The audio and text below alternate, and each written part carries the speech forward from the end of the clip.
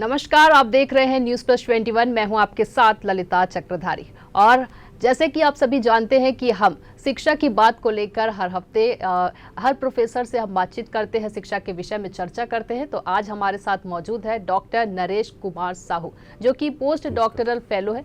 बहुत बहुत स्वागत है सर आपका हमारे चैनल में। धन्यवाद, नमस्कार जी, तो हमारे साथ आज मौजूद है डॉक्टर नरेश कुमार साहू और ये पोस्ट डॉक्टरल फेलो यानी कि शोध कार्य में लगे हुए हैं। ये जो पोस्ट डॉक्टरल फेलो है, ये नाम काफ़ी डिफरेंट लग रहा है, आप ज़रा इनके बारे में बताइए। मैडम, पोस्ट डॉक्टरल फेलो है जो पीएचडी के बाद होता है जी। पोस्ट डॉक्टरल फेलोशिप मिलती है। तो भारत सरकार के जो शिक्षा मंत्रालय है, पहले विश्वविद्यालय अनुदान आयोग होता था यूजीसी के द्वारा, भी भारत सरकार के जो हायर एजुकेशन मिनिस्ट्री है, वहाँ से ICSSR Indian council for social science research है दिल्ली में, और यूजीसी विश्वविद्यालय अनुदान आयोग, दोनों बॉडी जो है सोशल साइंस और ह्यूमैनिटीज के लिए और सभी सब्जेक्ट के लिए फेलोशिप अवेलेबल कराती है, जो कि पीएचडी के बाद होती है। ICSSR का 2 साल का होता है फेलोशिप, और यूजीसी का 3 साल के लिए होता है। तो 3 साल तक आपको फेलोशिप मिलती है। उस पर आपको टॉपिक का चयन होता है, चयनित टॉपिक का इसमें शोध कार्य किया जाता है। तो ये पीएचडी के बाद होता है मैडम। आप पीजी करते हैं, पीजी के बाद एमफिल होता है। अब तो एमफिल नहीं रहा, नहीं, बंद कर दी गवर्नमेंट, भारत सरकार ने। तो पीजी के बाद पीएचडी करते हैं, पीएचडी के बाद पीडीएफ होता है। तो इसमें इसके लिए गाइड एसोसिएट प्रोफेसर या प्रोफेसर हो सकता है, जो कि 2 साल 3 साल का होता है पीडीएफ। उसके बाद आप जाते हैं तो एसोसिएट प्रोफेसर में आपकी काउंटिंग होती है, इसका शोध कार्य को एकेडमिक रूप में काउंट होता है, एकेडमिक आपका अनुभव भी काउंट किया जाता है। तो पहले भारत में पीडीएफ नहीं होता था, पहले यूरोप में या पश्चिम के देशों में होता था। तो यहाँ हमारे यहाँ के जो पीएचडी करने के बाद बहुत सारे जो डॉक्टरेट पर्सन जो है विदेशों में, कनाडा में, जर्मनी में, ब्रिटेन में पढ़ने के लिए जाते थे, अब भारत में भी होती है। बहुत सारे एजेंसियां, बहुत सारे भारत सरकार के उपक्रम जो है फेलोशिप देती है। तो इसके लिए एसोसिएट प्रोफेसर और प्रोफेसर गाइड करा सकते हैं, आपको शोध कार्य करा सकते हैं। तो ये अब होने लगा है, लेकिन मैं कहना ये चाहूँगा कि अभी भी जो एकेडमिक्स में हैं, जो एकेडमिक्स में करियर बना रहे हैं, स्कॉलर्स जो पीएचडी करते हैं, उनको भी पता नहीं होता है। पार्टिकुलर जो स्टेट गवर्नमेंट के विश्वविद्यालय में जो पढ़ाई करते हैं, उन स्कॉलरों को पीडीएफ के बारे में, पोस्ट डॉक्टरल फेलोशिप के बारे में जानकारियां ही अभी तक नहीं है। जबकि हर साल ICSSR, यूजीसी और भी एजेंसियां हैं, मतलब निकालती है पोस्ट डॉक्टर फेलोशिप के लिए बहुत सारे 300 सीट, 600 सीट अलग अलग निकलता है, जिसमें अवार्ड होता है। तो इसमें आपको प्रपोजल बना के भेजना होता है, और गाइड का संशोधन, गाइड का अनुमोदन के उपरांत हम भेजते हैं। तो उसका चयन का एक प्रक्रिया होता है, आपको इंटरव्यू होता है, फिर आपको 2 साल 3 साल तक आपको फेलोशिप मिलता है। और ये शोध काम तो बहुत महान काम होता है। किसी भी टॉपिक को, किसी भी देश और विकास के लिए, समाज के विकास के लिए रिसर्च बहुत महत्वपूर्ण है। भारत में रिसर्च होता नहीं था, लेकिन अब हो रहा है, और उसका भविष्य बहुत अच्छा है। तो पोस्ट डॉक्टरल फेलोशिप के लिए जानकारियां उस तरह से विश्वविद्यालय के प्रोफेसर भी नहीं दे पाते। पार्टिकुलर स्टेट यूनिवर्सिटी वाले तो, मैं तो बहुत सारी स्टेट यूनिवर्सिटी में स्टूडेंट से मिलता हूँ, स्कॉलर से मिलता हूँ, तो पीडीएफ क्या होता है पूछता है। तो अब जानकारियां नहीं होती है, नहीं है, लेकिन अब धीरे धीरे होने लगी है। तो इसमें शोध कार्य के लिए है, और बेहतर शोध करने के लिए यह फेलोशिप आपको दी जाती है। जी, आपने बहुत ही आसान तरीके से बताया कि ये पोस्ट डॉक्टरल फेलो जो शोध कार्य है वो क्या है और किस तरह से इसका प्रोसेस है। तो मुझे लगता है कि ये हमारे जो दर्शक है उन्हें ये चीज़ समझ आ गई होगी। जी, आपने बताया कि आप रिसर्च कर रहे हैं। प्रोफेसर, किस चीज़ में आप रिसर्च कर रहे हैं, कौन से विषय है आपका रिसर्च में? मेरा अभी वर्तमान में पोस्ट डॉक्टरल फेलोशिप के लिए मेरा चयन हुआ है आदिवासी मान्यताएं और उनका प्राकृतिक संबंध, उनका त्योहारों का प्राकृतिक संबंध को लेकर मेरा पीएचडी टॉपिक है। गदबा जनजाति उड़ीसा और धुरवा आदिवासी बस्तर में है, छत्तीसगढ़ में, उस पर मेरा काम रहेगा मैडम। जी, आदिवासी पे आप रिसर्च कर रहे हैं। हाल ही में राज्योत्सव महोत्सव रायपुर में हुआ था, क्या कहेंगे इसके बारे में? बिल्कुल, एक भारत में लगभग 8% आबादी आदिवासियों का है, और छत्तीसगढ़ में 32% आबादी आदिवासियों का है लिखित तौर पे। और आदिवासियों की अपनी अलग संस्कृति है, खान पान है, रहन सहन है, गीत है, संगीत है, नृत्य है, उनकी भाषा है, बोली है। बस्तर में हम जाएं तो वहाँ एक एक आदिवासी लोग 4-5 भाषाएं बोलते हैं। गदबा, धुरवा, गोंडी, हल्बी, भथरी, गदबी और बस्तरी भाषा। उस तरह सरगुजा में क्षेत्र में उराव भाषा है, अलग अलग भाषा बोली है, गोंडी अलग भाषा है। तो बहुत सारे नृत्य है, गीत है, संगीत है, उनको एक तरह से दिखाया नहीं गया मीडिया के माध्यम से भी, लोग नहीं जानते। लेकिन पिछले कुछ समय से छत्तीसगढ़ में भी 2-3 सालों से 19 से शुरू हुआ है आदिवासी नृत्य महोत्सव, और इस साल भी बहुत धूमधाम से मनाया गया। तो इसमें तो भारत के साथ साथ विदेशों से कलाकार आए। तो पहली बार लोगों में आदिवासी नृत्य को लेके, कला को लेके, संगीत को लेके, उनके गीत को लेकर के, उनकी जो टूल्स है, जो वाद्य यंत्र है, उनको भी देखने को मिला। तो एक अद्भुत अनुभव रहा लोगों के बीच में, लोगों में कुतूहल का विषय रहा। तो ऐसा तो नृत्य होना चाहिए। और छत्तीसगढ़ इस में आया तो झारखंड सरकार भी इस नृत्य महोत्सव को आगे करवाया, हेमंत सोरेन की सरकार ने भी इसको कराया। तो एक अनुकरणीय पहल है, अच्छा पहल है आदिवासियों के लिए, और हमारे छत्तीसगढ़ के लिए गौरव की बात है कि सरकार जो है, शासन जो है, कल्चर को लेके, आदिवासी कल्चर को लेके बहुत संवेदनशील है और शानदार कार्यक्रम करवाया। जी, आदिवासी कल्चर के बारे में आपने बात कही, तो आदिवासी कल्चर क्यों इतना महत्वपूर्ण लगता है अगर हम बात करें इसकी? तो मैडम, क्या ज़रूरत है लोगों को, यूथ को इसको जानने की? अगर हम बात करें, आप एक प्रोफेसर हैं और बड़ी अच्छे तरीके से आप जो हमारे यूथ है उनको आप बता सकते हैं इसके बारे में, तो ज़रा बताइए। तो हम संस्कृति की बात करते हैं तो हम लोग जहाँ रहते हैं, हम लोग दरअसल अपने ही या टीवी में जो कुछ दिखाया जाता है, टीवी में होली, दिवाली, दशहरा, कुछ त्योहार को दिखाया जाता है, केवल कुछ ही चीज़ों को, जिसमें ना, और उसमें करवा चौथ का त्यौहार हम जानते हैं, और बहुत सारे त्यौहार आज के समय में हो रहा है, उसको जो टीवी के माध्यम से, अखबारों के माध्यम से युवा और हम सब जानते हैं। लेकिन पूरे भारत में पूरी दुनिया में अलग अलग समूह के लोग रहते हैं। हम छत्तीसगढ़ की बात करें, छत्तीसगढ़ में लगभग 32% आबादी आदिवासियों का है। तो आदिवासी समूह का अपनी एक अलग संस्कृति है, उनका अलग नवाखई का त्यौहार है। बीज पंडू में आदिवासी समाज में जब बीज बोते हैं उस पे त्यौहार है। जब वहाँ जीरा भाजी, जिसको खट्टा भाजी, हमारी भाजी बोलते हैं, उसको खाते हैं तो त्योहार है। जब आम तोड़ते हैं तो आम को कब तोड़ना है उसको लेके त्योहार है, फेस्टिवल है। तो आदिवासियों का पूरा त्योहार जो है प्रकृति सम्मत है, प्रकृति सम्मत है, और प्रकृति को, समाज को संबंध स्थापित करने वाला उनका त्योहार है। उनके त्योहारों में ना वायु प्रदूषण होता है, ना जल प्रदूषण होता है, ना थल प्रदूषण होता है, ना नॉइस पॉल्यूशन होता है। तो प्रकृति सम्मत उनका त्योहार है और प्रकृति पे ही केंद्रित होता है। तो आज हम ग्लोबल वार्मिंग के दौर से गुजर रहे हैं, तो हमको उस ओर भी ध्यान देना चाहिए कि प्रकृति को संरक्षित करने के लिए आदिवासी समुदाय में त्योहार है, उनका कल्चर है।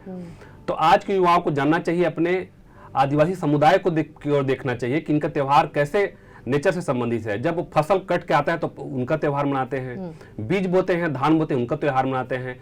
बहुत सारे जो फसल को जब मतलब कटता है, या बहुत सारे जो वनस्पति या बहुत सारे फल फूल जब आता है मौसम के, तो उनका त्योहार मौसम के आधार पे, नेचर के आधार पे और पूरा तरह प्रकृति केंद्रित होती है। तो हमको, जब ग्लोबल वार्मिंग के दौर से दुनिया गुजर रही है, संयुक्त राष्ट्र संघ भी इस ग्लोबल वार्मिंग को लेकर आगाह कर चुके हैं कि ग्लोबल वार्मिंग ऐसा होगा कि 2050 तक मुंबई का बहुत सारा हिस्सा डूबने की बात कह रहे हैं।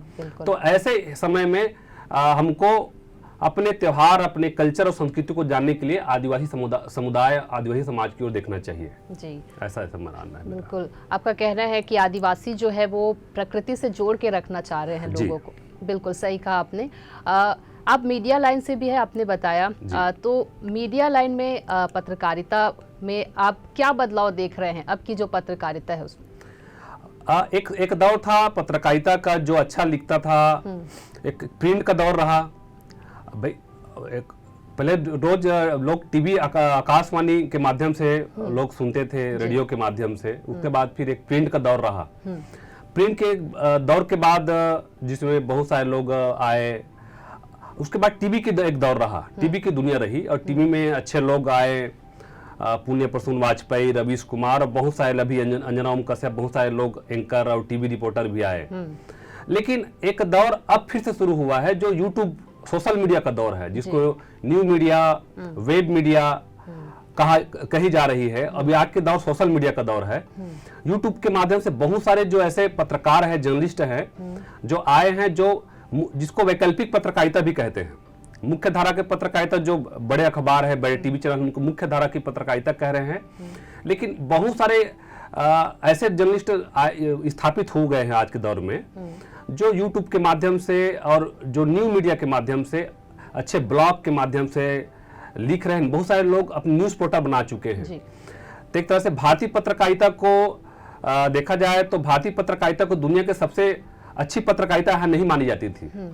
पत्रकारिता को लेके बहुत किरकिरी हुई है, पार्टिकुलर टीवी की पत्रकारिता को लेकर के। देश भर में दलाल मीडिया को लेके भी, मीडिया को दलाल पत्रकारिता, बहुत सारे मीडिया का नाम लिए गए और बहुत सारे पत्रकार बदनाम भी हुए, सरकार के चाटुका कर रहे हैं। तो ऐसे दौर में एक हमारे बीच में यूट्यूब के माध्यम से या न्यू मीडिया के माध्यम से ऐसा प्लेटफॉर्म तैयार हुआ है जो अच्छे, जो जिसके पास थीम है, जिसके पास कंटेंट है, जो ब्लॉग के माध्यम से या यूट्यूब के माध्यम से कुछ कंटेंट ला रहे हैं, दिखा रहे हैं, तो उनको अच्छे खासा पैसा मिल रहा है और दुनिया भर में उसकी सराहना भी हो रही है।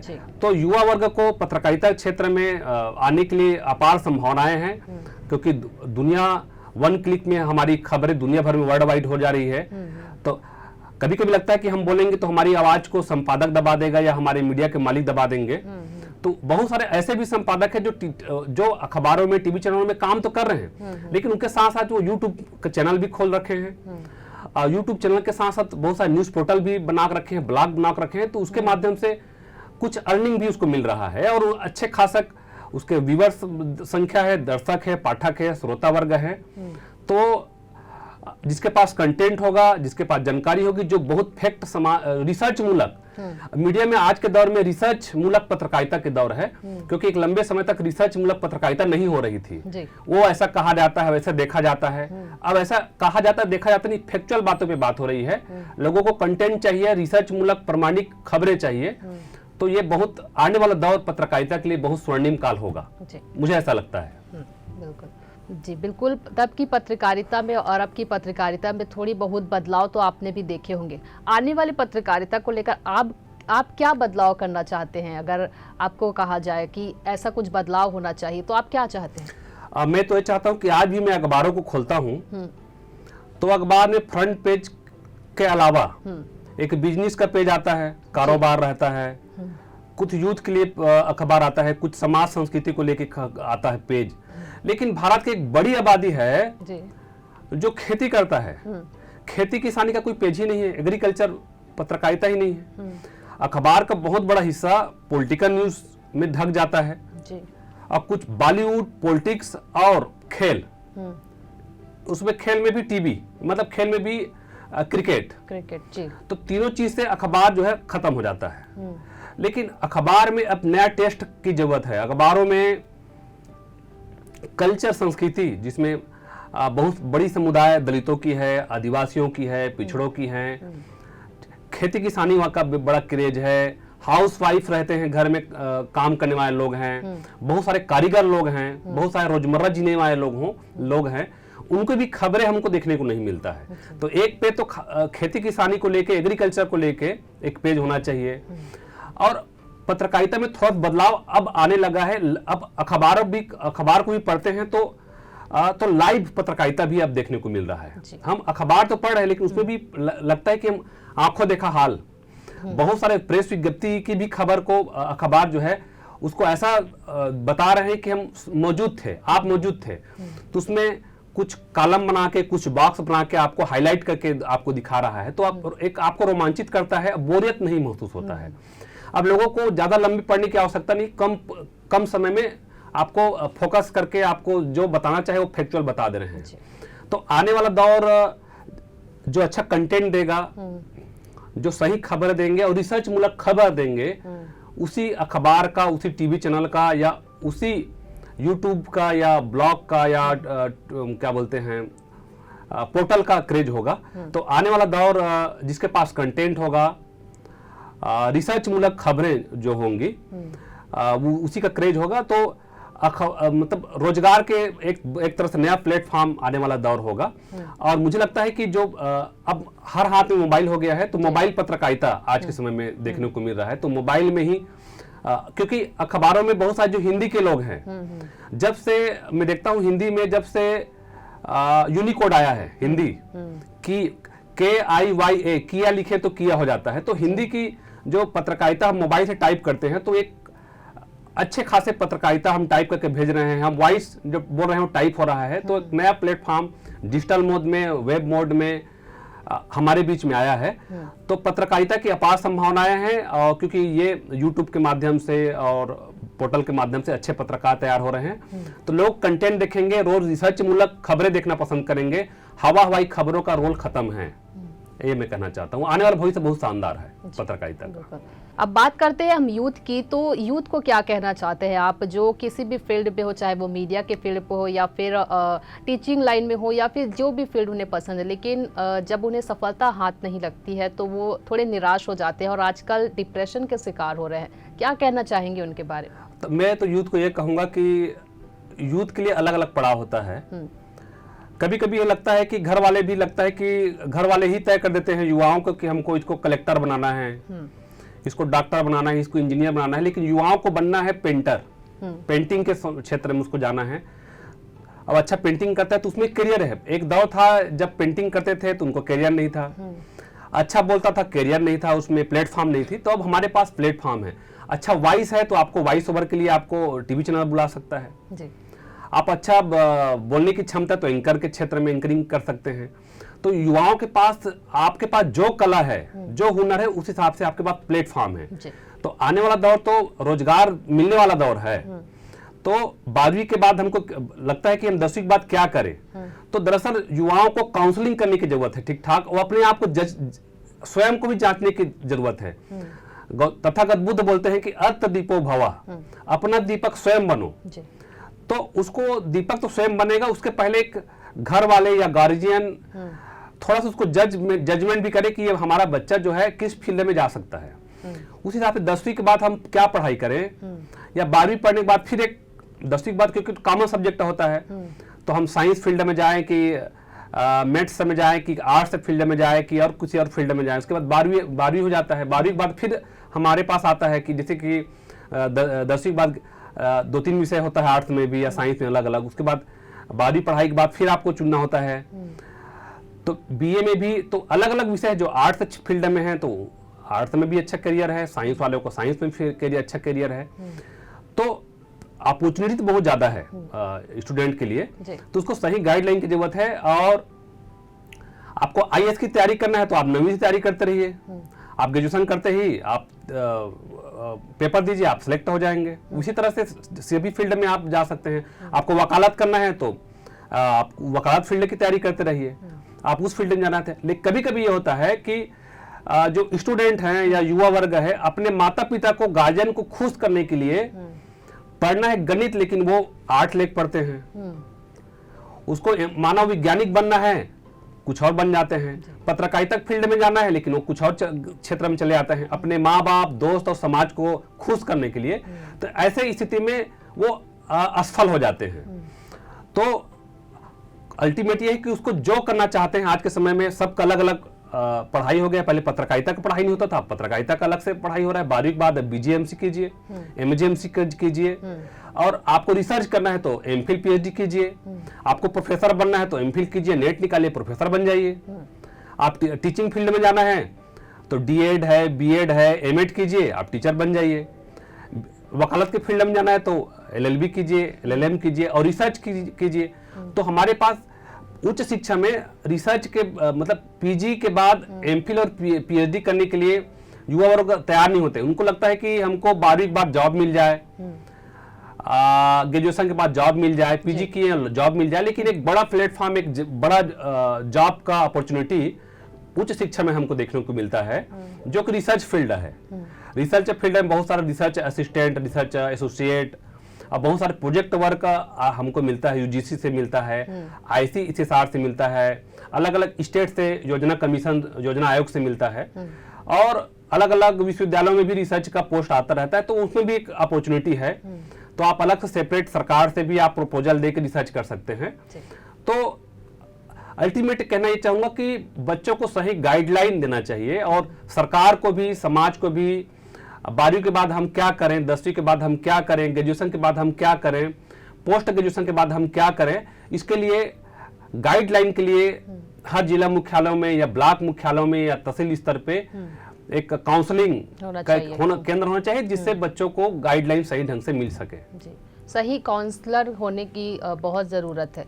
जब सही काउंसलिंग होगी यूथ में, तो मुझे नहीं लगता कि वो इस तरह से भटकेंगे। सर, आपका क्या कहना है? एकदम, मैं तो वही बात तो मैं कह रहा हूँ कि गाइडलाइन, क्योंकि दर्पण होता है हमारे, आईना को अच्छा गाइड मिल जाए तो आपका भविष्य कहाँ से कहाँ पहुंच सकता है। ठीक है, हर कोई को पता नहीं आता कि हम क्या करें, लेकिन जो किसी का अच्छा लेखन है तो पत्रकारिता फील्ड में आ सकता है, अच्छा स्क्रिप्ट लिखता है तो बहुत सारे फिल्मों के लिए स्क्रिप्ट लिखा जा सकता है, बहुत सारे धारावाहिक के लिए स्क्रिप्ट लिख सकते हैं, अखबारों में आप कॉलम लिख के भी आपका जीवन आप बढ़िया, आपको अर्निंग मिल सकता है, आपके पास कंटेंट अच्छा होगा।